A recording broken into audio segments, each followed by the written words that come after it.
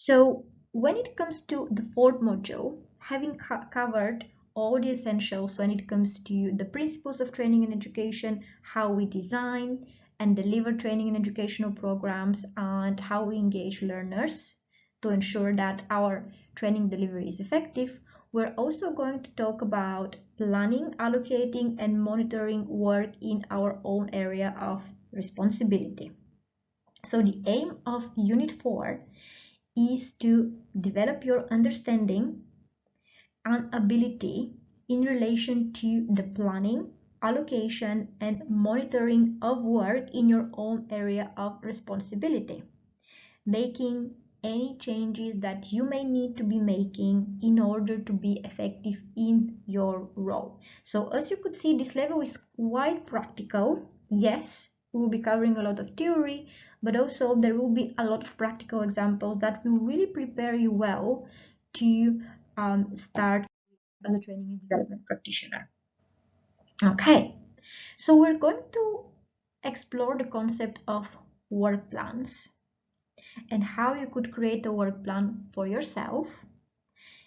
You might have already studied this in the past, but you're going to also cover it during this unit because this would allow you to really monitor your own progress, how you assign tasks to yourself, how you manage your workflow, how you meet deadlines, how you manage your diary. This is something that you will need because if you have multiple projects, multiple training and development programs to run, and there is an element of coordination that comes with that as well. So during Unit 4, we're going to really talk about how we could be more effective in terms of how we manage our time and in terms of how we manage our diaries in order to be effective and not just effective but also efficient. So what are the different ways? How could we better manage deadlines, our workflow, and things like that. We're also going to explore something which is quite important, and you may be familiar with Belbin's team roles or not, but this is quite a popular approach when it comes to understanding how we behave when we work as a part of a team.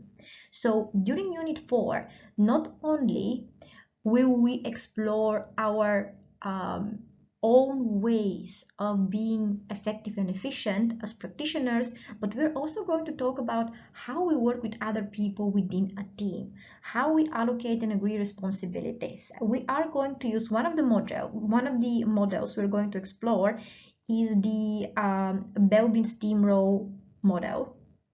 So this allows people to identify the types of behavior. This model allows people to identify the types of behavior in which they engage when they work as a part of a team. Some behavior are useful and some are less useful. And all of these different behaviors that we can display within a team, they do affect how we contribute to the performance of the team. So when it comes to Belbin's team roles, they are different roles that are outlined, and you will be supported in identifying which role best suits you based on your talents and your knowledge. And then when it comes to other people, how do you effectively work with them based on the roles that they could be taking within a team. Very often, you will have meetings with team members and everyone will have their own area of responsibility. But being familiar with the different models is quite useful because this is something that you can use with your team members. So this is just one of the models that we're going to explore, and we're going to look at how we could become more effective when we work as a team. This is also allow you to enhance your self-awareness as to your key strengths, your key skills, and how you could utilize those effectively when you work as a team. So if you're really good at planning, but your colleague is less good at planning, then perhaps within a team environment, you could champion the planning aspect of the training and development role together with the other aspects, and they could help with other things. So this is quite an interesting piece of learning which we're going to explore in Unit 4.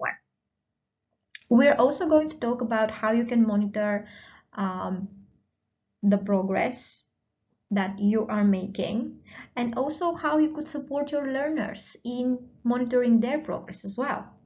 So for your own self, what are some of the ways, some of the tools that you could utilize?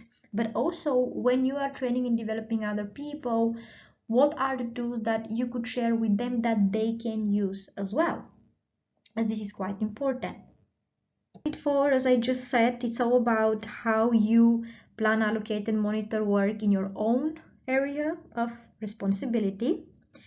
And Unit 5 is all about evaluating education and training provision.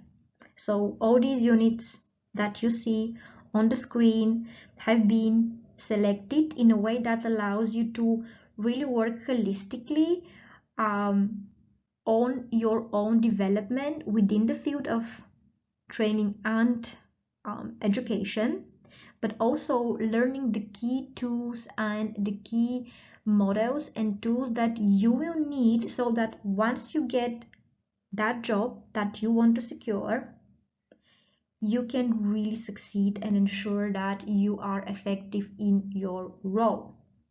So having said that, we're going to wrap up this overview session. I hope you found it useful. As I said, this is just a brief summary of the main things that we're going to be covering during level 4, but this level is going to include um, many more tools, many more theories. It is quite an expansive level that is going to give you a really good foundation of foundation of skills that you can then take with you into your new role, or if you already are in the new role, or if you already work within learning and development, this level is going to really help you to improve your skills and become more effective. So if you have any questions, you can direct them towards the UK Group of Education, and our team is here to support you.